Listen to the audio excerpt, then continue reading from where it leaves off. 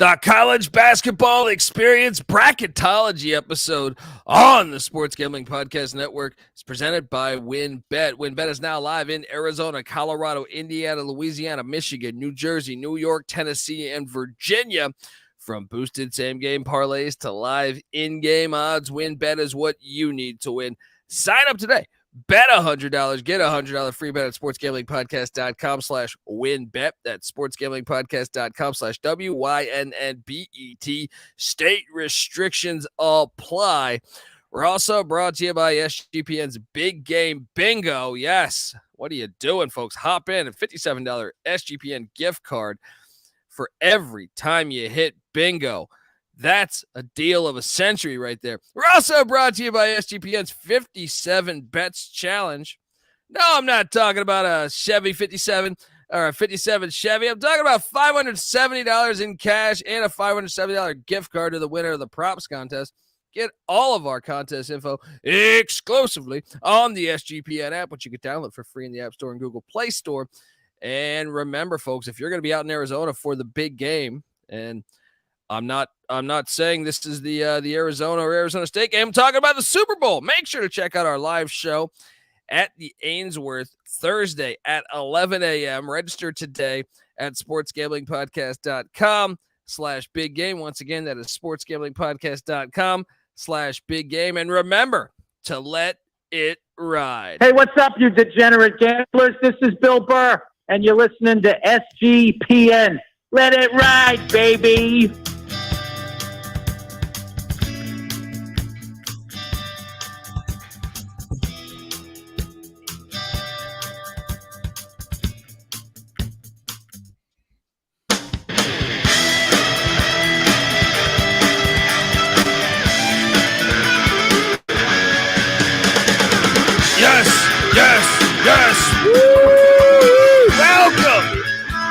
Welcome to the college basketball experience preview and mix. Oh, Bracketology remix. Bracketology episode 2, essentially. If you're wondering who the hell you're listening to, my name is Colby Swinging Database Dad, a.k.a. Pick Dundee. That's not a pick. This is a pick. He was raised in the land down under, where a man thinks on his feet, speaks with his fists, and lives by his wits. When Dundee happened, he was a superstar. Sometimes it may be good, sometimes it may be shit. And you're nothing but a chameleon, lemon-headed, coward, terrorist pussy. And I'm after you, buddy. You're going to pay for it. Good night. That never grows old for me. We're going to be talking bracketology. We're going to be talking about what teams should be in the big dance if the season ended today and what big games we have ahead of us. Try to make sense of what maybe the committee would do. You know, who knows? I mean, they'll probably go with the name brand, but at least Condoleezza Rice isn't a part of the committee last time I checked. I am joined by my co-host. Give it up for former video coordinator for Bob Huggins and Frank Martin, host of the Ryan and Rush Show, host of the NFL Gambling Podcast. We've got the Super Bowl on deck. Go listen to that. Give it up for Ryan McIntyre. What's up, man? What's up, man? It's Monday, which means another edition of Bracketology. Less than 5 weeks till Selection Sunday. Yes, I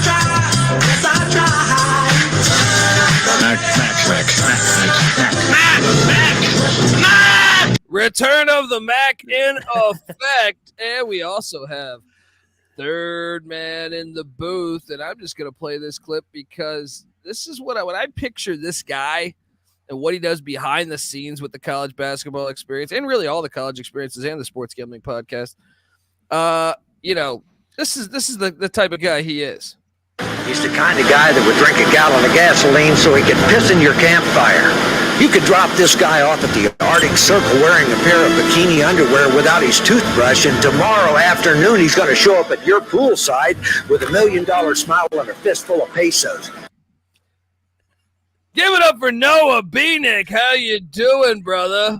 Doing pretty well, Colby. And yeah, I mean, the ultimate goal at the end is just to win a fistful of pesos at the end of the NCAA tournament, right? So, I mean, nothing better than talking brackets. Freaking love this show. Love this topic. Everyone else Let's finds do that it. accurate. Yeah, let's go. And you know, I love doing this show, man. It's a lot of fun because we get to hypothesize on the What's better than practicing making a bracket and filling it out, you know? yeah, no doubt. Got to get your practice in. Now, the first question I want to ask is, what does Chicago State have to do as an independent to get on this fucking bracket? Well, as an independent, they would have to have a pretty good record, better than Clemson. I think they are better than Clemson. Best team in the country. Yeah, all you have to do is be better than Clemson, because Clemson's still in as an auto bid, right? Or yeah, as an auto bid. I mean, if they were not leading the ACC, they wouldn't be in this bracket right now. Yeah, see, this is the one flaw with football and basketball. If there's an independent and you're not Notre Dame, you know, they just give you no love. The Chicago State Cougars been on fire of late. No one's talking about them but us. Nobody. It's unfair. It's unfair. All right, look, let's dive into this. Let's go back to, well, obviously we've had just a big week, a lot of outcomes. I want to see the real, you know, movement that has occurred within the week. But I guess before we go into each side of the bracket where you have them and talk about the first four in and the last four out, what teams do we think, Mac? Do you think there's one that just clearly must have either jumped or dropped that occurred in the past week? I'd probably Indiana with the win over Purdue, I would say. I mean, that's such a moving the needle type of win is what they say. I know it wasn't on the road, but anytime you beat number one in the country, unanimous number one in the country, that's going to move the needle. We're going to get to the one seeds here in a minute, but the team that's tipping off here in Lawrence tonight had a huge week as well, beating Baylor on Big Monday. Then they go to Manhattan and get a win. So sneak peek, they may be on the 1 line or 2 line. You'll have to find out. Well, you think the Iowa State loss would have cost them any? Like, despite, you know, they went 2-1, but those 2 wins are pretty fucking good. You know what I mean? So I'm trying to think of other teams. I guess I'd be curious to see what has happened with them. The first one I thought was Arkansas, maybe, but Arkansas ends up winning that South Carolina game. I think we were all sweating that one out. What about the Duke Blue Devils with that win against Carolina, where Carolina perhaps could be ending up as a bubble team? They were a bubble team a week ago. Yeah, I think that was a huge win for Duke. Kind of like they didn't really have one of those big marquee wins. A team that just came to mind, St. Mary's. They've been an analytics darling by all the advanced metrics, KenPom, the net ranking. They kind of validated that with their win over Gonzaga in that big comeback win in the late evening game. Yeah. I mean, I'm curious where Duke ends up and I'm curious where Carolina ends up, and then it has Kentucky, because they've kind of, you know, do those wins against Ole Miss and Florida, do they push them over the top? I mean, Ole Miss not very good, but Florida had that big win against Tennessee. Could the Wildcats be on the inside of what we're projecting here? Once again, we're doing this just off of, and this is all Noah, by the way. Noah's a numbers guy behind the corner. He's like fucking Rain Man. All right. And I'm sure, you know, he's just looking at it from a numbers point of view, not the name brand thing. Cause I think we made this case last week that you know, if it's up to Kentucky on you know, in that war room or whatever the fuck you want to call that, with the committee meeting, I'm sure they're going to put Kentucky in over, you know, Pittsburgh or something like that. Those that viewed the YouTube live last time, they would have saw the blind resume between Seton Hall and Kentucky. Today we don't have any blind resumes, but what I can tell you is, I mean, the selection process did not change. No predictive metrics at all, and I don't really care what the name brand says. So most of the time the committee's going to put them in. There might be 1 or 2 of them that are just on the outside that you would bet that the NCAA, with you know, the first 4 ratings, they want those to be higher. They would probably have them in over what I've selected. So yeah. All right. Well, now with that said, what do you guys, you think we should go region by region first, or you think we should go last 4 in, you know, first teams out, essentially? Which pecking order do you want to do first? I think we should go region by region. Mac, what do you think? Should we do the 1 seeds? Because that's what they do on Selection Sunday. Yeah, let's do that. Let's just go right now with the 1 seeds. Noah, lead the way. All right. So starting off with the 1 seeds, just showing them, and then we can jump into some of these brackets here. Number one, our graphics guy is Cameron Kerr, by the way. Shout out to Cameron Kerr. He's a Texas A&M Aggie.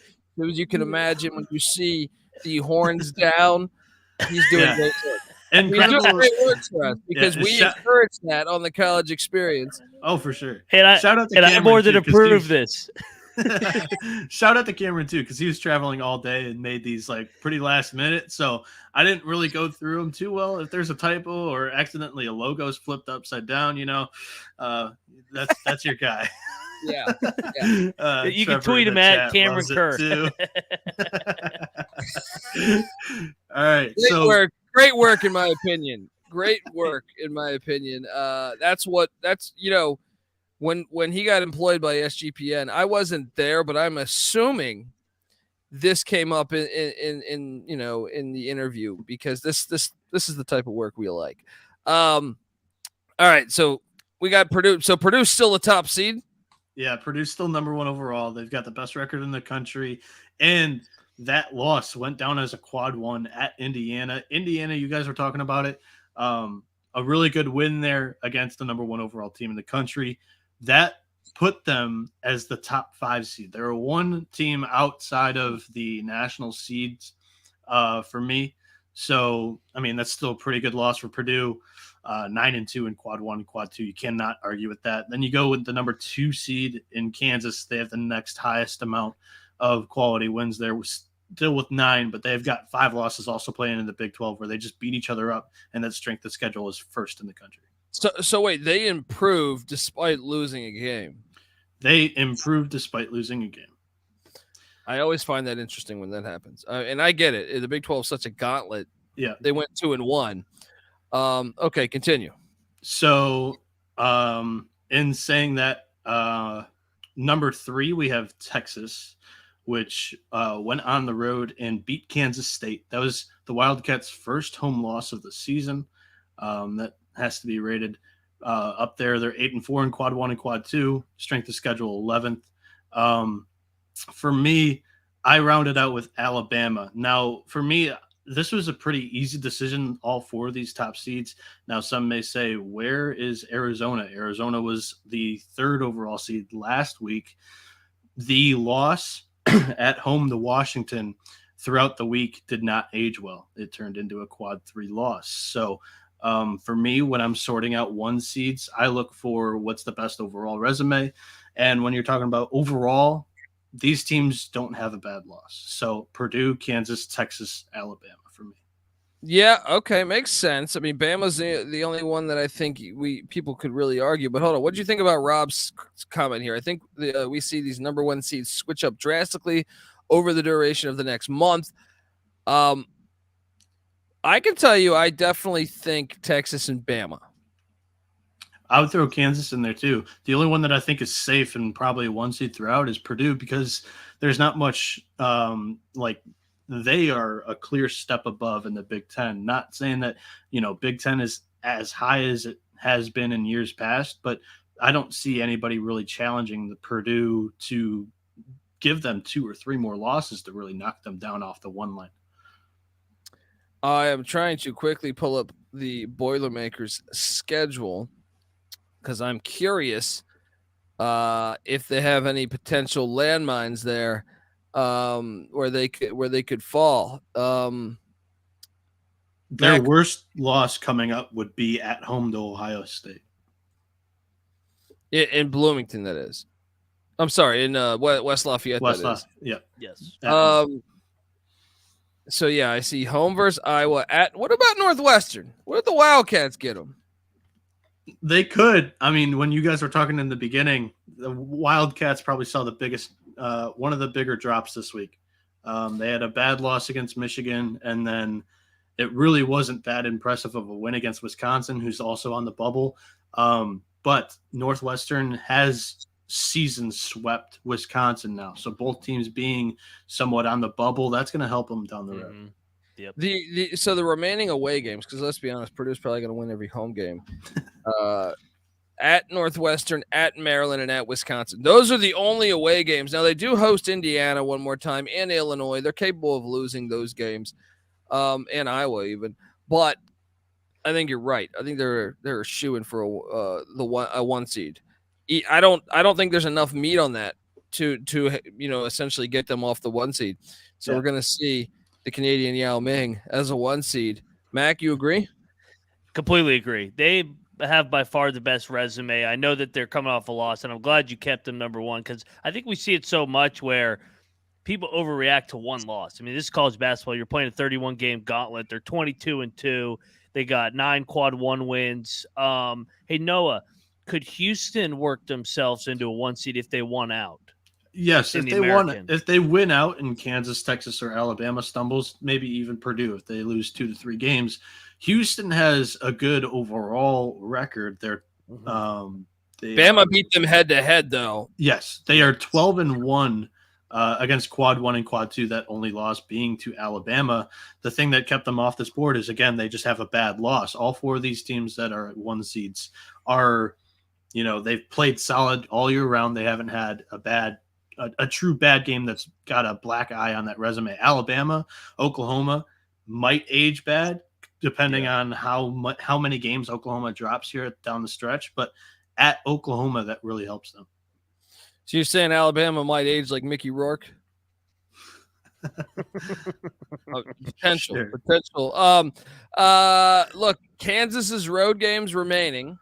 First off, they have the Texas game tonight, but I mean, even the home games are brutal. But the road games at Oklahoma, at Oklahoma State, those are back-to-back away games. Then at TCU and at Texas. Woo! They're probably going to lose like 5 more times. I mean, hey, you know who I think is a team on the outside looking in that is in the best league in America, the Big 12, that could work themselves into a one seed with enough opportunities is the Baylor Bears. Oh yeah, they're climbing steadily. Yeah, 7 quad one wins. They got to go to the Fog still, which is a tricky spot, but they get Texas at home and Iowa State at home, which is 2 more quad one opportunities in front of their home fans. But even their road schedule, I guess it's for every Big 12 team that we pull up, because I'm like, they're at TCU, at Kansas State, at Oklahoma State. I can't wait to watch all these games, but fuck, I mean, every team that we pull up in the Big 12, that I feel like let's take a look at the Longhorns since we have them as another one seed, and I know the chat was just talking about this. Shout out to the chat, by the way. The road games at Kansas tonight, one of the hardest places to play, if not the hardest in the country. Yeah, then it's a loss. Then Lubbock, where they're down a little bit, but man, Lubbock's been tricky. At Baylor and at TCU, they're going to go like 1-3 in their final 4 away games. Yep. I don't think they're going to end up on the one seed. And then I guess here's what's interesting is I actually think Alabama. I don't think the SEC is very good. I think they have some depth as far as decent teams, but as far as elite teams, I don't think they have any real elite teams. So I think Bama might be able to dress that up a little bit. I'm quickly pulling up their schedule right now. And you see that in the SEC, the lack of really good teams kind of hurts the strength of the conference. And a lot of the teams are kind of falling on my bubble, at least for right now. So actually Bama has to go to the Jungle though this Saturday. That's awesome. Yeah, rivalry. Iron Bowl. That's one where I don't care what the record. That's a losable game. Actually, they still have to go to Tennessee after that too. So maybe I'm wrong with my statement. I think both those away games, but after that, it's South Carolina and A&M. But A&M could bite them. So I would say 3. I take back my statement on the fact that I thought they might have a little bit of a breeze. I think that's a pretty challenging schedule. I expect Bama and Texas to not be one seeds essentially. I think Kansas and Purdue will be one seeds. Mac, how about you? I think with the Big 12 forecast and what's going to happen there, it's going to be one seed, and I think it's going to be whoever wins the conference tournament, if it's Kansas, Texas, or Baylor, because I think all their resumes will be somewhat similar by the end. And I think you'll see the Big 12 just beat up on each other to kind of neutralize being a one seed, and you'll have a bunch of 2 seeds and 3 seeds in the Big 12. Yeah. I mean, the Houston angle is interesting because they still have to play Memphis twice, but twice, who knows? Maybe 3 times. Yeah. All right, let's take a look at slide 2. Let's go to slide 2 in this action on the college basketball experience as we go through region by region.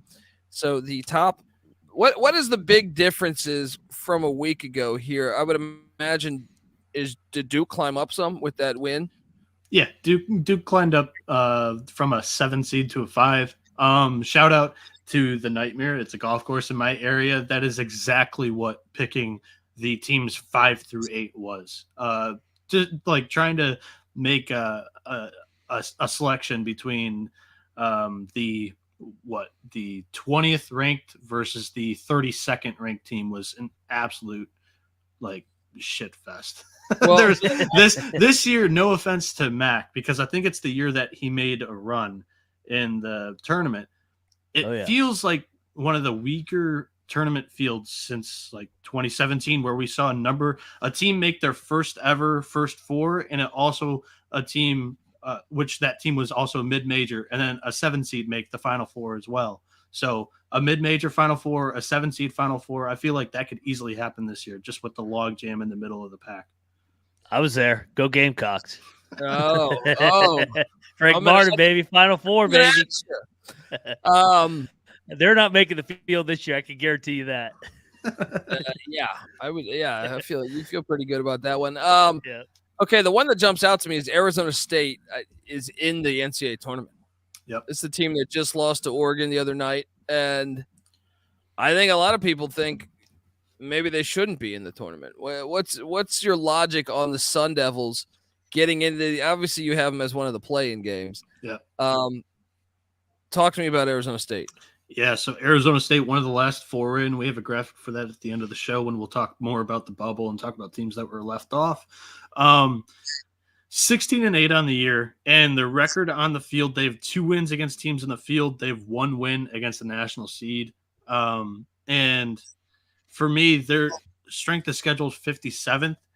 The win against the national seed really helps Arizona State because it's one of the best wins that you can get in the country, and I value that a ton when you're talking about a bunch of just mid resumes. So for me, I was able to find room for Arizona State over some teams that lacked a big win. So and hold on, I guess I should do this as well. If you're listening to this from an audio standpoint, I will recite the order here. Purdue, he has taking on 16 seeds, Texas A&M Corpus Christi / Fairleigh Dickinson, the winner of that matchup. Then he has the 8-9 of Pitt and Providence, which would absolutely be fantastic. Then you could be setting up potentially Capel against Duke if he could get past Purdue. You have Duke, Liberty. Wow. Sign me up for that. Lives, baby. I misspoke. I have to stop for 1 second. Arizona State, not a win over a national seed. They have 2 road wins against teams in the field, and that's what got them over. They were 2-0 against the field on the road. I was looking at the wrong resume on my page here. Love it. It's okay. TCU, Louisiana. So the Raging Cajuns representing the Sun Belt. TCU still dropped down. I think they were 3 last week. I think. No. Yes. No. TCU I think was a 4. I think they're in the same region too. Okay, so TCU, Louisiana. Then you have Illinois taking on the winner of the Arizona State Utah State game, and Utah State. They're a new team to the mix, I think, because they did beat San Diego State. Yeah. Who they beat? They beat New Mexico. I'm sorry, not San Diego State. New Mexico and Logan. Followed that up with a win in Fort Collins against Colorado State. The Aggies seem to be rolling. That would be an awesome play-in game. Utah State, Arizona State. Sign me up for that. Tennessee Colgate. Shout out to you too. I think Utah State was the team that I said was outside of the last or the first 8 out that you were like, what's a team that could make a big jump this week? Yeah. I think it was Utah State that I said, and they made a big jump into the field here. There we go. And I know I think they have San Diego State coming to town very shortly here. That's their next game. Yeah, I'm super excited to watch that one. And they don't like each other. Tennessee Colgate 3-14 matchup. Shout out to my guy Alan Cooley. This happened in Vegas. We were catching, I want to say maybe 2019 NCAA tournament. Colgate took Tennessee to overtime, almost won this game. As Alan Cooley, longtime fan of the College Basketball Experience and the Sports Gambling Podcast, he is a diehard Tennessee fan. So we were watching this with him at a casino in Vegas, and the sweats, as you can imagine, they were like a 15-point favorite. He got out of there. But woo, was he sweating all day. That would be another nice rematch there, 3-14. The 7-10 matchup is Nevada and Wisconsin. That one could be very, very juicy as well. And then you have Baylor taking on, how about the 2-15 matchup here? Baylor taking on the team that has the biggest winning streak, the longest winning streak in America right now, the Eastern Washington Eagles. What matchups there, Mac, intrigue you the most? I'm going to take a guess. You're going to take Duke and the Flaming Libs. Oh, yeah, the 5-12 right here, man. I'd experience against the Dukies right here would be fascinating to watch. I also like that. I mean, you touched on the 3-14 as a rematch of a couple years ago, but that 4-13 matchup's interesting with TCU against the Raging Cajuns. They're athletic. I don't think they could beat TCU, but I think they could give them a game. Yeah, I think so too. Yeah. All right. Let's switch over to the next bracket here. Man, with Illinois, Utah State the winner of the Utah State Arizona State game getting Illinois. Tough draw.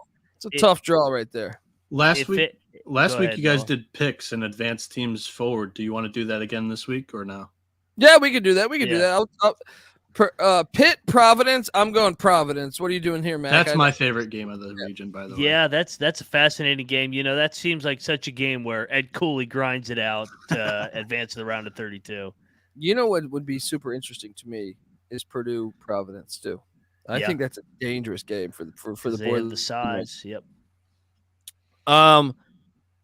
Then, so Noah, you going with? I know you have some allegiance to the city of Pittsburgh. Any chance you're taking? No, I'm not going against my boy Cooley. I like Providence there.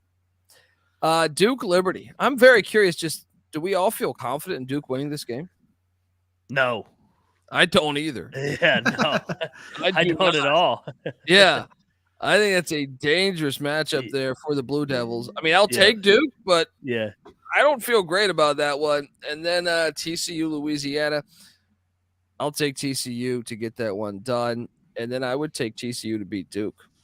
Oh, yeah. Duke would want no part of that Big 12 physicality in that matchup. Those big bodies in TCU, they'd run them out of the gym. And then I would also take TCU to beat Purdue. And I would have TCU in the Elite Eight. Same. Then we have Illinois. Oh, so who do we have winning the Utah State-Arizona State game? I have Utah State. Me too. I'll go Arizona State. You don't know what team's going to show up. They're such, what? They are a perfect playing team. This is they're perfect for Dayton. Dude, they're actually like a danger. Like if Tennessee was to get Arizona State, that could be the playing game or playing team that makes the second weekend. That's true. I mean, Illinois, Arizona State would be talent. That would be a talented matchup there. Yeah. I will say this. If Illinois gets Utah State, I think Illinois takes care of business pretty easily. If they get Arizona State, the sweat might be real in Champaign, Illinois. I'll go Utah State beats Arizona State. Illinois beats Utah State. What are you doing there, Noah? I would probably have. I'm nervous about Tennessee scoring. And again, I kept the same statement from last time. I think a 14 seed makes the second weekend this year. I think it's Colgate here. I think Illinois had some struggles in the NCAA tournament. They've lost to Loyola Chicago with Brad Underwood. I have a little bit of nerves with just the Big Ten in general. And you put up Colgate or against Utah State or Arizona State or Illinois, I like their chances to get to the second weekend here with Colgate. Again, I didn't really even look at the matchups and all this stuff, so I'm doing this kind of on the fly like maybe you guys are too. But, yeah, I kind of like Colgate to get there. I don't even know if I like another 14 seed over them, but I just kind of like their path. I'll tell you, I like Arizona. If Arizona State was to beat Utah State, I can see a path where Arizona State can do some damage. I think they could. I think they could be a bad matchup for Illinois and a bad matchup for Tennessee. I think Tennessee does beat Colgate, though. I don't think this Colgate team was as good as that team in 19. I'm just worried about, Rick Barnes in March as well, and the stinkers that they put up with Auburn, and literally last weekend they won a game. What was it, 43-40 or 46-43? One of the two. It's just like beautiful. Colgate has a great offense, and I mean, I think that gives them a chance in this game. So, Mac, what are you doing there? I got Illinois, actually. I guess I don't feel strongly about this one. I feel like because if they draw Arizona State, I could totally see Arizona State winning that one. But I have Utah State beating Arizona State, so therefore I have Illinois advancing, and I think Illinois beats Tennessee in the next round. What are you doing here, Mac? Yeah, I got Bobby Hurley. I think they pull both upsets. They beat Illinois and Tennessee. I think Noah's right. I think this is a year you fade Rick Barnes in March once again. You do. This seems like such a round of 64 or round of 32 exit after they barely get out of the round of 64. Bobby Hurley saves his job. Yeah. And folks, remember, you can watch this if you're listening to this just as a podcast. You can watch this youtube.com/the college experience. All right, the 7-10 is Nevada, Wisconsin. In Denver. I'm on the Wolfpack. The altitude not a factor because Reno is in the Sierra Mountains. So I will take Nevada to beat Wisconsin. Although that would be interesting because of the pace and everything, but I do think Nevada would get it done, which means you guys should probably take Wisconsin because I never fucking project Steve Halford correctly. And I have them taking on the Baylor Bears. Tough draw for Eastern Washington. Such a great win streak, and you draw Baylor. Yeah, that's terrible. Good luck. Yeah, I actually think now here's your angle, Noah. I think if Eastern Washington was to continue to win to get the 14th seed, that could be the team. I do think they could beat Tennessee. I don't think Colgate has the athleticism. Eastern Washington's got a couple guys that are super athletic, or I shouldn't say super athletic, but athletic enough where I feel like when I watch Colgate, I go, man, I think that 19 team was a lot better. I got Baylor beating Nevada in the second round. I have Baylor actually beating Illinois as well, and Baylor squaring off against TCU in the Elite Eight. And I'm actually going to go with the Horned Frogs. Yeah, no, I have the same Elite Eight with TCU and Baylor, but I'm going to lean to Baylor with the experience to get it done. So I'll go Baylor Bears get it done in this region. All right, no, I'm curious. Do you have two Big 12 teams in the Elite Eight here? I have Purdue, TCU, and Colgate and Baylor. Give me Purdue and Baylor in the final or in the regional final here. And I talked so highly about Purdue last week. I'm higher on Baylor. And with JTT, he was the Big 12 Defensive Player of the Year last year, right, Mac? Or not last year. He got hurt. Yeah. Yeah, he got hurt, but he was up there in the running. Yep. JTT against Edey would be a matchup that I would absolutely love. And they've got better guards than Purdue. They have seniority there where Purdue's got two freshmen. Again, I preached that team Purdue last week. I still love Purdue. That's just a really good matchup. That Baylor is a good team to take down Purdue there. I can't trust Matt Painter in the NCAA tournament. I just can't do it. They're not getting to the Final Four. There's no way. There's too much pressure. Hey, everyone gives Rick Barnes shit. At least he made a Final Four. I think we should treat Matt Painter the same way that we treat Rick Barnes. I might be on Ed Cooley in Providence to pull the upset over Matt Painter in round 2. I could definitely see that happening. Yeah. Definitely. All right, let's skip to the next side of this bracket here, where we have what the. Do you want to go down or to the top 2 seed? No, okay. Let's go to the 2 seed. Right. Kansas. So let me rattle this off for the audio listeners. Kansas taking on Maryland Eastern Shore and Southern, that's a play-in game at the 16 spot. That would be fantastic. Then you have Michael Crichton taking on Mississippi State 8-9 matchup. That is very intriguing. You know me, I love part of what draws me to college athletics over pro sports, besides a lot of the traditions and everything that makes it great, is the contrast in styles. Creighton and Mississippi State, talk about contrast in styles. Sign me up for watching that game. That game just stands out to me right now. Rutgers, Utah Valley. That's a dangerous draw for the Scarlet Knights. Yep. I kind of like Utah Valley in that matchup. And then you have Virginia taking on Furman. St. Mary's taking on the winner of Virginia Tech, Boise State. Did they play? Did they play in Charleston? Virginia Tech and Boise. Boise was in Charleston last year. Virginia Tech played Furman in Charleston. Yep. Then you have UCLA, UC Santa Barbara. Oh, little brother. California dust up, baby. Hour and a half up the road. Oh, As the 3:14, Missouri, Michigan State as the 7:10. That is appealing as well. And once again, contrast in styles a little bit. Then your 2:15 is Houston taking on UNC Asheville. What stands out to you just from the start? I know we're going to project this, but Mac, what's one that just jumps out to you looking at this? They would both have to get through their 5-12 and 4-13 matchups. But if we get Rutgers and Virginia in the second round, holy throwback game. Love it. Bring your toothbrush, bring your rocks to throw at one another. Let's go. That would be fantastic. First one to 40 wins.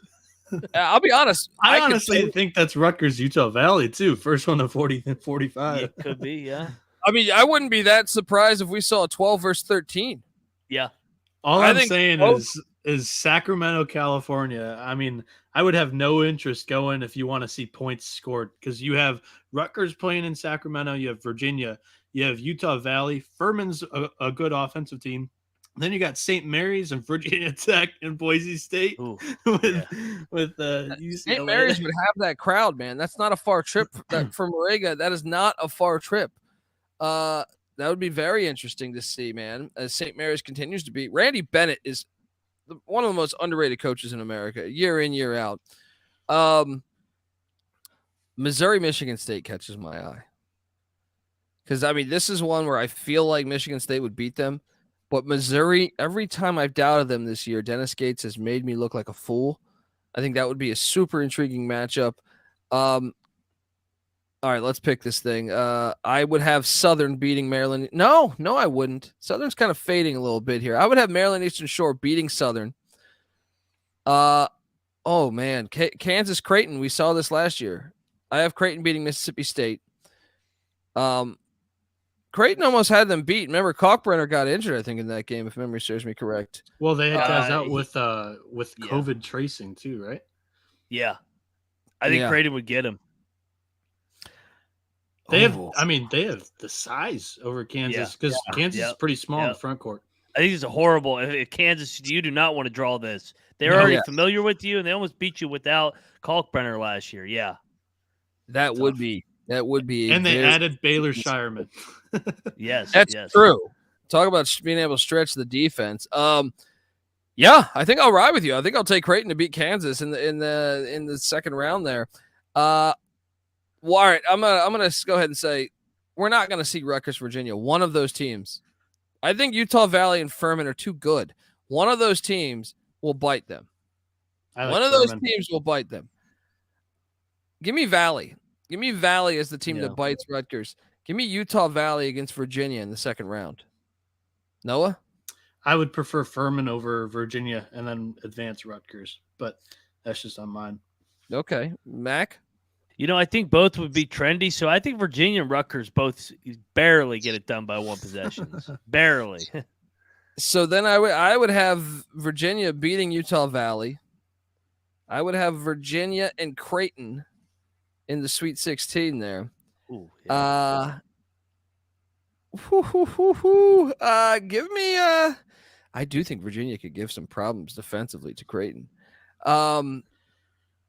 But give me Creighton to get it done. Give me Michael Creighton to get to the Elite Eight here. In Kansas City, by the way, too.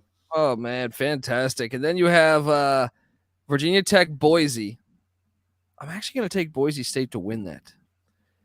Boise, St. Mary's. I'll take St. Mary's to win that. UCLA, Santa Barbara. I got UCLA. I got UCLA beating St. Mary's, even though that's intriguing that it would be in Sacramento because that would be a fucking home game for St. Mary's. But I would get UCLA then advancing. Michigan State beats Missouri, but Houston takes care of Asheville, setting up Michigan State and Houston, which super intriguing matchup there. Give me Michigan State to beat Houston in the second round. And then I would have Michigan State taking on UCLA, which we saw in the play-in game a couple of years ago. It was awesome. Awesome game. Give me UCLA UCLA, Creighton, the Elite Eight.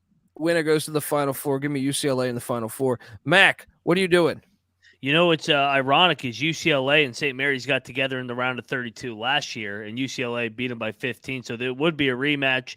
I like Creighton and Virginia in the Sweet 16, and then I'll go UCLA, and I got Michigan State, Houston. I think that's a fantastic coaching matchup with Izzo and Sampson. I think Sampson barely gets it done, but I think UCLA beats Houston, and I think we got a Virginia UCLA rematch of a game in Vegas earlier in the year, and I got UCLA going to the Final Four. Oh, we're seeing eye to eye. Yeah, Noah, what do you see here? Yeah, I guess I'm a little bit off. I'm blowing up the whole region. I think I like Creighton, Rutgers in the Sweet 16 in the top half, and then I like UCLA, Houston beating UCLA, Creighton beating Rutgers, and Houston taking down Creighton in the Elite Eight. Love it. All right, let's move along to the next bracket. Do you want to hit an ad in the middle of this?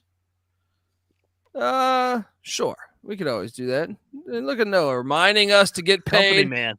Want to tell you that the college basketball experience is brought to you by WinBet. WinBet's now live in Arizona, Colorado, Indiana, Louisiana, Michigan, New Jersey, New York, Tennessee, and Virginia. From boosted same-game parlays to live in-game odds, WinBet is what you need to win.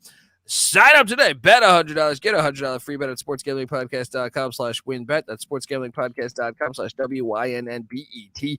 State restrictions apply. Offer subject to change. Terms and conditions. WinBet.com. Must be 21 or older. Present state where WinBet is available. If you or somebody who has a gambling problem, call 1-800-522-4700. All right. Here we go. I see the chat rolling along. UCLA National Championship is my biggest future bet. I'm loving hearing all of this, says Benedict Dantold. Shout out to him. All right, let's move along to the bracket where Texas, or the other side of the bracket where Texas is the 1 seed. Texas would be taking on Ryder. I'm not talking Isaiah Ryder. I'm talking about the moving company. Call me crazy. I think Ryder could give them a game. I think Ryder is the last couple times I've watched Ryder, I said, you know what? They're not bad. Yeah. We'll see if they're a 16. I still have my doubts that Ryder will be in the NCAA tournament, but I've been impressed. I've been impressed a couple times. I've seen them this year. So Texas Ryder is the 116, the 8-9 Auburn, New Mexico. Oh boy. That's one I get excited to see there. I got a little Bruce Pearl, used car salesman, against the son of the ultimate used car salesman, Richard Pitino. Let's go. The 5-12 Indiana Clemson. Interesting. Little Clemson Jackson. would not be in the field. Just throwing that out there. If they don't win the ACC, they'll be Nuts. in the CIT. Marquette, VCU. The Shaka Bowl. Shaka Smart, Oh, man, this is fantastic. Yeah, fantastic game there as the 4-13 matchup. Iowa State, NC State is a 6-11. Interesting. West Virginia and Hofstra. Woo! West Virginia is a 3 seed. They're ahead of TCU. That's a them and Iowa State are flipped. I was like, God damn, you getting paid off by people in Morgantown now? No, what's going on here? That's what I said. I packed the bracket. No, West Virginia is a 6. We had a typo here. TCU will be the 3. I'm sorry. Iowa State will be the 3 seed. Yeah. West Virginia will be the 6 seed. So West Virginia, NC State, that makes it a little more compelling of a matchup. And Iowa State Hofstra. Wow. That game speaks to me a little bit there. Then you have the 7-10 matchup of Maryland USC. Did we see that last year? Did that happen last year? I don't think who did Maryland lose to last year? Maryland lost to, it was Turgeons last year. I'm drawing a blank. They didn't make it last year. Oh, that's right. 2 years ago. Yeah, 2 years ago. Yeah. They lost to UConn. Xavier, Youngstown State is a 2-15. Watch out. Yeah. Watch out right there. All right. So the one that actually had, this bracket has a lot of games I'd be interested in watching. I mean, I watch every game, but I'm saying I like the Auburn, New Mexico jumps out to me. I even think Indiana Clemson jumps out to me because I think Clemson's got some bigs that could potentially be an interesting matchup against Trace Jackson Davis. Marquette VCU is probably the game that jumps out to me the most because of the Shaka effect. Yeah. Rattling these off, I got Texas playing. That's a 50-50, 8-9 game. I like New Mexico. I think Bruce Pearl chokes a lot, man. Yeah, he should have choked against New Mexico State a couple years back. I'm still mad about that because I was on New Mexico State money line. Missed 3 free throws, Nick Anderson style. Give me New Mexico. Let's have a Texas New Mexico. Oh, I like it. Matchup, and then we have Indiana. Bring Clemson. your Mexican food. Indiana Clemson. Call me crazy, but I think Clemson could give them a little bit of a game. I think that could be an interesting matchup. I'll take Indiana, but I think that would be a closer game than some would think. I think that could be a last possession type of game. Marquette VCU. Give me VCU to pull the upset against Marquette. Give me VCU to pull the upset against Marquette. Yeah, I think that game is fascinating because you got the good guards in Marquette, and then you got Ace Baldwin in VCU. That's some fireworks in that matchup. That'd be fun. Where would that? That'd be in Albany, New York. Oh, dude, I'm telling you, I think VCU could. I think VCU because you got to remember, like when they had some losses, they had some injuries. I feel like them healthy. That's a terrible draw for Marquette. I feel like that's a terrible draw. I think that's a game. Then you have West Virginia, NC State. I go Dub V. I go Dub V because NC State's a bunch of pussies. But then we have Iowa State, Hofstra. I do think Iowa State would lock down the small ball angle of Hofstra. But I will say this: if Iowa State has a bad shooting day, Hofstra can score. They can score, and I'm going to take Iowa State. But that's an interesting game to me. Then Maryland, USC. That one's hard. Between Auburn, New Mexico, and Maryland, USC. Give me USC to beat Maryland. You know where I think. Well, I don't know because Kevin Willard always did lose in the first round at Seton. Yeah. Well, and isn't this intriguing that Andy Enfeld is from Maryland? Yep. So that's an interesting matchup. Xavier Youngstown. You want to talk about one that could fuck up the whole tournament? I could see Youngstown giving them a game. That's a in-state matchup too. In Columbus as well. Regional. I'm taking the experience of Xavier, but I think that's a dangerous 15 seed. So give me Xavier then. Xavier USC. I will take Xavier to advance. West Virginia taking on Iowa State. Wow, Big in 12. North Carolina. Dude, that's going to be on all West Virginia fan base there. Finally, they got to come to our side rather than playing in the Midwest. Yeah, come to our turf, baby. Give me Dub V in an upset. Give me Dub V in an upset there. Then we got I got VCU taking on Indiana.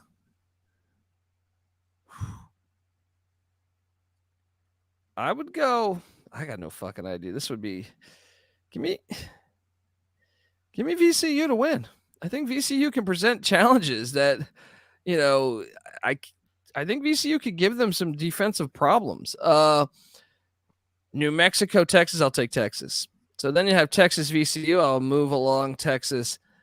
Even though that's hilarious because that's a Shaka series too. Oh yeah.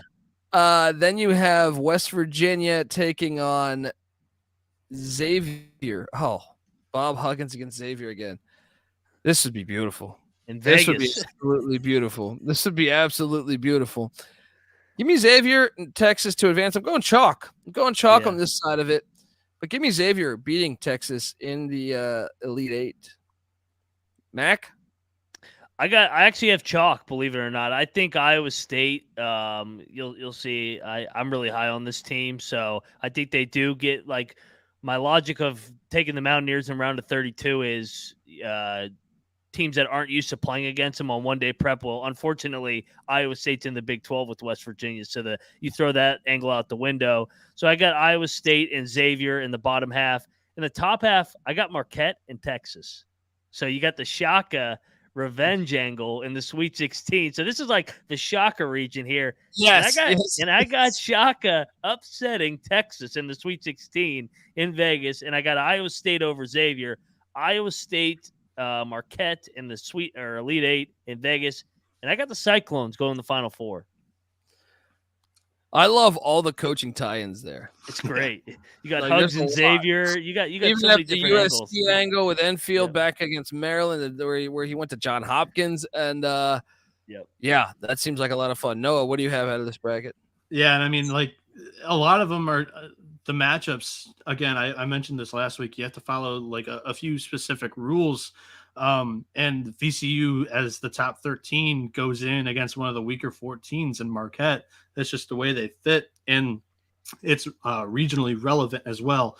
But I want to talk about this because I don't think the storyline is being talked about enough, and it's one of my favorites. I talked about it last week.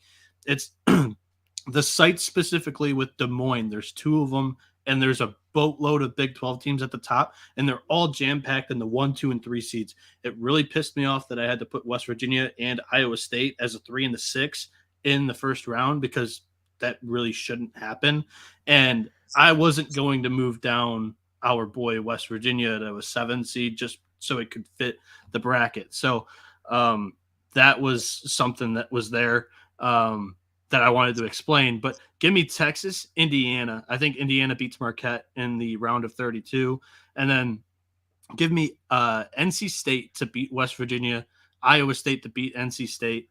And then I like Xavier to come through beating Iowa State. They'll get Fremantle back hopefully before the tournament. And I like Texas to come out. I like them to beat Indiana and Xavier.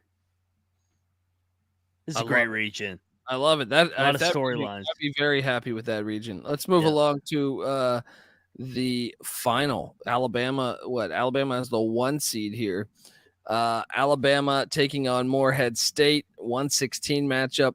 How about the 8-9 matchup of Florida Atlantic, Oklahoma State? Mike Boynton getting the Cowboys in. Oklahoma State had the best week this week. Yeah, great week for them. Yes. Much deserved after what they've been through. And then UConn as the 5 seed against the 12 seed, the Bradley Braves. That's my upset. I'm telling you right now, like, I can't take Hurley. I can see Bradley winning that game. Iowa. Oh boy. I was a 4 seed taking on 13 seed Akron, Xavier Castaneda. I could totally see the Zips beating Iowa as well, as they seems like they lose in the first round almost every year. Yeah. You're going to have a Bradley Akron.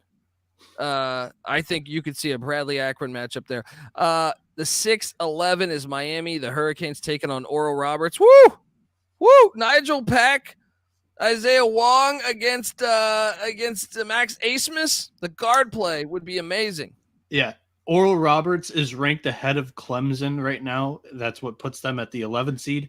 Oral Roberts is actually very, very close to becoming an at-large. Very.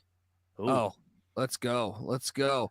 K-State, Kansas State is a 3 seed taking on 14 seed Princeton. That is a very interesting matchup. Then you have the 7 seed San Diego State taking on 10 seed Arkansas. We saw that in Maui. San Diego State should have won that game in Maui. Arkansas battled back. They were down like 6, I feel like, with like a minute left, and somehow got the game to overtime and won the game. Then the Arizona Wildcats as the 2 seed and the Vermont Catamounts as the 15 seed. You know what? I've been saying for years, which year was it that Vermont's really going to make a run? That could be an interesting matchup there against the Arizona Wildcats. The 10 seed's a typo. Again, sorry. The graphics were last minute. 10 seed's Northwestern, I think. Ooh. Okay. So San Diego State, Northwestern, the 2. Yeah, let me check the 10 seeds in the. Yep. Northwestern is the 10 seed here. So is Arkansas not in the tournament right now? Nope. Okay. Oh. So Northwestern will be taking on San Diego State. Man, that's a 40-38 final right there. And then so I would take this is good. So Bama beats Morehead State. I think no, you know what? Give me FAU to beat Oklahoma State. Give me FAU to beat Oklahoma State. I got Bradley beating UConn. I got Akron beating Iowa. I am taking Miami to beat Oral Roberts, but I'd be very intrigued on that matchup. Very intriguing matchup to me. I got K-State beating Princeton. I got San Diego State beating Northwestern, and I'm going pretty chalk besides the 5-12 and the 4-13. Mac, what are you doing here? I'm actually opposite here. I think Bradley would be the sexy pick. I'm going UConn, and the thing that comes to mind or catches my eye is UConn would play basically a regional home game the entire way through if they got this draw.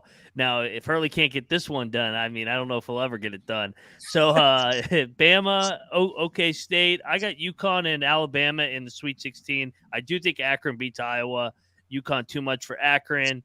I got K-State over Miami in the Nigel Pack Bowl right there, which is fantastic. And I didn't even think about that. Yeah, Northwestern, that's a rock fight. San Diego State barely wins, like you said, 40-38. Arizona, another regional game, and I got the Wildcats versus K-State, a Wildcat Sweet 16. I'll go Arizona gets it done. And I got an upset. I got UConn over Arizona. I think they can match their size. I got UConn out of this region. This is the shocker. Yeah. I can't wait to bet you. I cannot wait to bet you. If they get Albany in the Garden, I will back UConn. Any other thing, I'm not backing them. I will fade any Danny Hurley coach team. I will fade it all until I see otherwise. He better not get a tee with 2 minutes left. so my that's true. I'm gonna go. I actually think for me, I'll go. I got the Aztecs upsetting Arizona. I got San Diego State moving along. Then I got Kansas State taking care of Miami. Then I have I have Bradley beating Akron. I got Bradley in the Sweet 16. And then I have Bama beating FAU. Then Bama gets Bradley. Wow. I don't like Alabama, but the bracket's aligning for them. So Alabama rolls into the Elite Eight, and then I have Kansas State taking care of San Diego State. And I have Kansas State in the Final Four. I think I'm right in the middle of you guys. I have Alabama playing Oklahoma State. Give me Alabama to go through there. I like UConn to come out over Bradley, Iowa, and Akron. And give me UConn to beat Alabama in the Garden. Like Max said, it's basically a home game throughout the tournament here in this region. Not good at home. They're not even good at home in stores. This team's different. They're better. They're a better Hurley team than years past. Tell me it's raining. They're a better Hurley team than in years past. Then give me Kansas State over Miami, Kansas State over Oral Roberts. I like Oral Roberts in an upset there over Miami. I think both teams are pretty similar. And Oral Roberts has a big man presence down low in Vanover that I think that gives them the edge there. San Diego State over Northwestern. Arizona to play San Diego State. That's a rematch from Maui where it wasn't even a contest. Arizona blew them out by 17 on a neutral court. So give me Arizona over San Diego State. Kansas State over Arizona. Kansas State versus UConn. I like Kansas State coming out of the region. There we go. We agree there. Christopher Moore in the chat says, who is the one seed most likely to lose to an 8-9? We picked it. We took Kansas. Yeah. Well, on this particular bracket, we took Creighton over Kansas. But I trust Kansas more than I do Alabama. Purdue. Yeah. Very true. I think both. I trust Kansas and Texas more than Purdue and Alabama. Yep. I don't know if I can put Texas over Purdue and maybe even bias. Alabama. No. It's just get out of here. You're the Big 12 bias over here. I'm just saying Rodney Terry's done a great job. We haven't seen him in a tournament with Texas. I agree with that. But we have seen Matt Painter in the tournament every year. And he's gotten to the Elite Eight last year. And I like this team better. They lost to St. Peter's St. Peter's in Sweet 16. Sorry. Yeah. They went to the Elite Eight with Carson Edwards. And they blew it because the guy couldn't coach. They lost to the national champ. Dude, they lost to St. Peter's. And they had Jaden fucking Ivey. That was the worst coaching job I think I've ever seen in the NCAA tournament. I didn't really like the makeup of that team. I love this team compared to last year's team. We'll see. We will see because he's got a lot of explaining to do. How did you lose that UVA game with the lead you had? I can't explain that. And then what was it? 9-point lead with like a minute left. Yeah. Like just get a rebound and you win. Hey, I am Big 12 biased, but you know what? That's the league where you literally had to alter the whole bracket because they're so top heavy in the 1, 2, and 3 seeds. That's how good they are. Yeah. They're going to change the whole bracket with how many teams they got with the top 6. Yeah. What do you guys think about that? It's been, I think, since 1986, where we had 3 Big East teams in the Final Four. Mm-hmm. From one conference, we've never had 3 of the 4 since 86. Could this be the year with the Big 12? I think it could. Yeah, no doubt. I wouldn't be surprised. Well, if we're calling it, I actually have 3 Big 12 teams, and I have Houston. So I would. You're calling me Big 10 bias. I have 3 Big 12 teams in Houston in my Final Four. Yeah, he's sandbagging. Yeah. All right. Look, before we get out of here, let's look at the last 4 in. Yeah. Who is your last 4 teams in, Noah? I think last week it was North Carolina. That was one of the last ones in. Yep. Oh, there it is here today. we go. Virginia Tech. If you're not watching on YouTube, you're just listening. It's Virginia Tech, Utah State, Arizona State, and Boise State. The West Coast getting 3 of them, or the West, I should say, not the coast, but the West getting 3 of them. Down the stretch. Who's the best team out of those 4? You know who I think the best team is? I think Boise State's the best. I think it's Boise too. Yeah. But they're the last team in for you, right? Is that in the pecking order, or is that just no? That is the pecking order. They just lack a big win, and they get Boise State has 2 bad losses. I think that's what it was. They're 2-2 against teams in the field. They're 0-2 in neutral or road games against teams in the field. And they have a bad loss against Charlotte and a quad 4 loss. I didn't really hurt them too much because it's South Dakota State, who's a really good team that qualifies as a quad 4 loss right now. But I put Boise State in over some other teams. Virginia Tech gets in because they got a big win against Virginia, and a lot of their losses came without Hunter Couture. Utah State picked up a big win against New Mexico in the past week. They had a really good week to get them in the field. And we talked about Arizona State. They are 2-0 on the road or neutral games against teams in the field. And that was a way better record than many teams on the bubble here. We've seen this now multiple times. I believe we saw VCU in the play-in game with Shaka Smart get all the way to the Final Four. We saw Syracuse with the play-in game get all the way to the Final Four. We saw UCLA with the play-in game get all the way to the Final Four. And I believe we also have seen Syracuse and Tennessee get to the Sweet 16 that were play-in teams. Who of these 4 do you think, if you had to pick one to go to the Final Four, do you feel comfortable saying?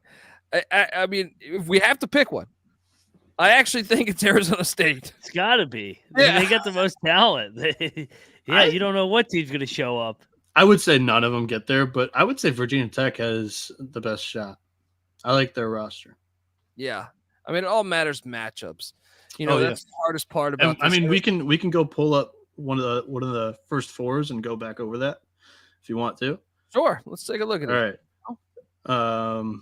Let's see here. So first 4, Utah State, Arizona State, they would have Illinois in the way, Tennessee, Colgate. We talked about that. Arizona State would probably be the path.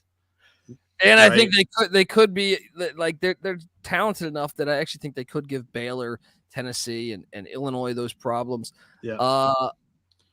What do we got here? Virginia Tech, Boise State. They had St. Mary's in game 1, UCLA in game 2. That would be tough. And you still got to get through Houston or potentially Michigan State or Missouri. That's a first 4 path right there. Yeah, no kidding. I definitely like Arizona State's path better. Yeah. All right, give me the first 4 out. All right. Oh, so right now, if you're not watching on YouTube, the first one is the Arkansas Razorbacks and Eric Musselman. The second one, Seton Hall. Did Seton Hall even lose this past week? I think last week we had them in. They didn't played lose. They played one game, and it really didn't change what I thought about them and their resume. And actually, one of their quad 1A wins turned into just a quad 1 win during the week. So their resume did not age well over the past week. So they're in the first 4 out today. Then you have the Oklahoma Sooners and Porter Moser. Did they lose this past week? I'm trying to think. They lost by 30 at Morgantown. Oh yeah, that's right. And they lost Bedlam by 20. They got ran by Oklahoma State and West Virginia. I knew that. Yeah. And then the record at 12-1. They just have to get more wins. They have a good strength of schedule in the Big 12. If you win games in that conference, you'll be rewarded. You just can't be one game over 500 and get in the tournament over some strong mid majors or other teams with good wins and a better record. Well, and then you have the Kentucky Wildcats, who they've been winning, but they've gotten further back. Is that accurate? Yes. Yeah, they beat Florida and Ole Miss, and neither of them moved the needle. Those Kentucky fans are going to be all. They're going to kill you. just so you know, folks, Noah Bieniek's Twitter handle at 70. It's right there. SEVENTY. Right yeah, 7NB. Kentucky is 1-5 against teams that are currently in the field. 1-3 against national seeds. They have the win against Tennessee that they hang their hat on. But they're 1-4 on a neutral or road games against teams in the field. And their strength of schedule is 85th. So it's just not – non-conference strength of schedule is 85th. It's not as strong as some other teams on the bubble. So the problem here is that, if we're to project this realistically, is that you have like 3 teams that have played for a national championship in my lifetime here, and a lot of Final Fours between Arkansas, Oklahoma, and Kentucky. Actually, all 4 have played for a national championship in my lifetime. All 4 would probably be put in by the NCAA. That's what we were talking about at the beginning. Good luck, Utah State, Boise State. You want to know who's not even on this graphic right now? It's North Carolina. So there's 5. They're definitely getting in. This is what happens. They fuck over Utah State. Boise State. All these teams right here, probably Virginia Tech and Arizona all State. get fucked gone. over. Yeah. They're gone. But I mean, you look at all of that. I prefer all 4 teams over all 4 of these teams. Yeah, they'll start taking away automatic qualifiers. They'll be like, no, you didn't make it this year. We gotta get Carolina, Kentucky. Hey, real quick, based off of this, the first 4 out, we got a big one tomorrow at Rupp because we got Arkansas going to Lexington, and kind of hey, you win that, you're probably in the field, right? Fuck, that game's good, man. There are so many quality games upcoming this week, and I didn't even put in Saturday. I just went Monday through Friday, quality games, like meaningful for the NCAA tournament field, and we'll touch on that at the end. Oh, I mean, no, I feel like we should do that right now because I think this is the end. Let's talk about some of these matchups. Arkansas, Kentucky. And what day is Utah State getting San Diego State? Because that's one that jumps out to me. I believe it's Saturday. 2-8. It's not Saturday. That's Thursday. Oh, Wednesday. Yeah. Wednesday. Oh, hell yeah. I mean, so how about Maryland, Michigan State? Those teams, I guess, not that far in, right? Yeah. I mean, both of them are Maryland was a 7 and Michigan State was a 10 this week. I'll run through them here. Monday, Texas at Kansas. That just tipped off 15 minutes ago. Tuesday. 45 minutes. Okay. Tips off at 9. All right. Yep. So we'll get off just in time to watch it. Tuesday, Rutgers at Indiana. The winner might get a national seed of that game. Both of them are 5 seeds in the Big Ten. Bubble watch in SEC on Tuesday. We already mentioned Arkansas, Kentucky. Another one, Auburn, Texas A&M. Then we have NC State at Virginia on Tuesday. Dayton at VCU on Tuesday. Toledo at Akron on Tuesday. Drake. Let me. On okay. I'm sorry. Toledo at Akron. I thought you were saying Kent State at Akron. I was going to say Toledo also gets Akron. My apologies. I interrupted. You're good. And the last one on Tuesday is Drake at Murray State. Drake is tied for first. Murray State tied for fourth in the MVC there. I can't help but think about, though, Dayton at VCU, Cincinnati at Tulane. Now, I wonder how far is a team like Cincinnati are they pissing in the wind here, or can they actually make up and get some like a chance to make the NCAA tournament here? I would say Tulane has a better shot if Memphis improves and gets a win over Houston. That would improve Tulane a little bit more. Cincinnati's too far out. Interesting. They're 16-8. That's tough. Can you imagine them going 23-8? I mean, Charleston was on the bubble. They have 3 total losses, but their strength of schedule is 333rd. So my problem with that is that reminds me of that Illinois State year in the MVC, probably 6 years ago, and they only lost like 3 or 4 games. I think they should have. I know this sounds crazy because you'd probably encourage shitty scheduling. I feel like if you win more than 25 games, you need to be in the NCAA tournament. I feel like I'm still, and you saw Illinois State's coach got fired this past year or resigned, one of the two, because he was going to get fired. And you're like, he never made the NCAA tournament, but goddamn it, one of those years he was like 26-4 or 27-3 and didn't make the NCAA tournament. That would have bought the guy a lot more years, and I just feel like that's crazy. You go that good for the whole season, and you can't get into the dance. And we're talking College of Charleston. They have 2 good wins in North Carolina, Virginia Tech. Only one of those teams are in the field right now, and that's Virginia Tech, who's barely in. If North Carolina can climb themselves into the field, that looks a little bit better. Oh man, I can't wait. Okay. Wednesday. You want me to jump into Wednesday? Yeah, hop into Wednesday's actually. San Diego State at Utah State. Ooh, amazing. UNC Wilmington at Charleston. Charleston needs to just basically take care of business. You just got to win as many games as possible to put yourself in the conversation. They're already in the conversation for me. They didn't quite make the first 8 out. I can actually mention that too.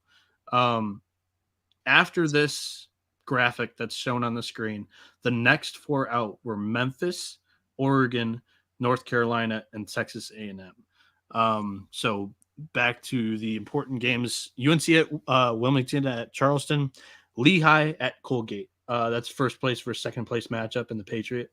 Big game on Wednesday. Colgate coming off a loss to AU. I can smell the lot coming from here. So Wednesday, kind of dry, 3 games. Thursday, holy crap. USC at Oregon, bubble matchup in the Pac-12. Arizona State at Stanford. Arizona State on the bubble. Stanford can climb up. They need to do a lot of work. They didn't quite get into the picture this week. St. Mary's at La Pepe Marymount University. That's huge. That's huge. Letdown spot. I got to go to that. I think I'm going to that. I think I'm going to go to that. You should. Apply for a media pass. Try and see if you can get that. No, I'm done with that. Fuck them. No, I'm joking. Not LMU. I know. I'm joking. We need the Lupepe mullet energy on that's TCU. True. I think I might just go to that. Support some independent basketball out here. Not independent, but mid-major. Yeah. WCC. Yeah. Mid-major is what my point was. Yeah. I mean, Thursday is absolutely packed. UAB at North Texas. A couple of teams in the top 3 in the Conference USA right now. Louisiana at Southern Miss, 2 teams tied for first in the Sun Belt. Oh, I can't wait for that one. Montana State at Weber State, 2nd and 3rd in their respective conference. Oral Roberts and St. Thomas. Oral Roberts, this is, if they get the job done this week, they're probably in my at-large picture. The Tommies. This is one of their tough ones. I mean, Oral Roberts actually, for their conference, has a really tough schedule. They have a road game at the Tommies, a road game at Western Illinois, and a road game at South Dakota State. If they win out, they're an at-large team for me. Eastern Kentucky at Queens. Eastern Kentucky's 2nd or 3rd in their conference. Southeast Missouri State at Tennessee State. A battle between first, yeah. Well, Tennessee State's I think tied for 5th. SEMO's it doesn't matter. 5th is you're a game out. You're a game out of 9th. It's true. It's true. Hey, Noah, can we bring up the Texas region? I thought we did go over it. Did we not go over that? I thought we did. Yeah, we did. Yeah, we did. We went through all of them in depth, baby. We'll just show it while we're going through here. And Friday, St. Louis at Dayton, 2 of the top 3 teams in the A-10 there. Akron at Ohio. What's up? Rob is bringing up a good point. Where's Gonzaga? God dang it. Is there another typo? Gonzaga's a 5 seed. So that would have been Duke, Rutgers, Indiana, UConn. Yeah, we don't have Gonzaga in the field right now. That would push someone else out. That's what they get for blowing that cover for us on Saturday. You're out. God damn it. There's a couple of typos in this. It's okay. We'll be better next week. Again, it's our second time. We'll be better. Gonzaga's a 5 seed. I don't know. It's WCC is probably easy to kind of slot them in there, but all of the other teams move down. Man. It's okay. That probably eliminates the social post. And then Friday, St. Louis at Dayton, Akron at Ohio. So Akron has 2 important games this upcoming week. Kent State at Buffalo, Youngstown State at IPFW, 2 of the top 4 teams in the horizon there, and Quinnipiac at Niagara. A win here could put them 1 game out of first. They're both tied for 4th in the MAAC. Yeah.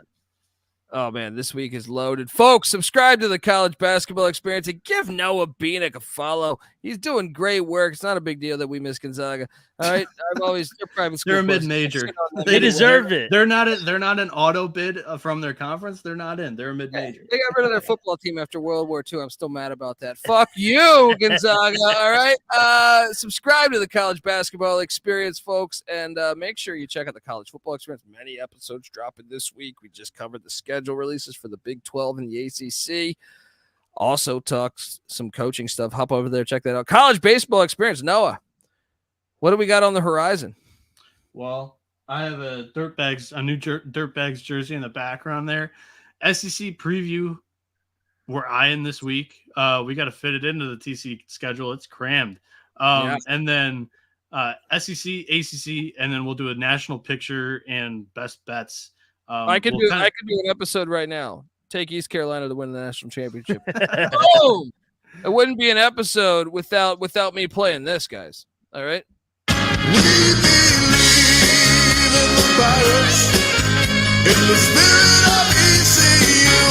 All right, but yes, check out the College Baseball Experience. We come together as one on YouTube, youtube.com/the College Experience. So check out all of Moneyline Mac's work. All right. Oh, I mean, what? Let's just first give him this again.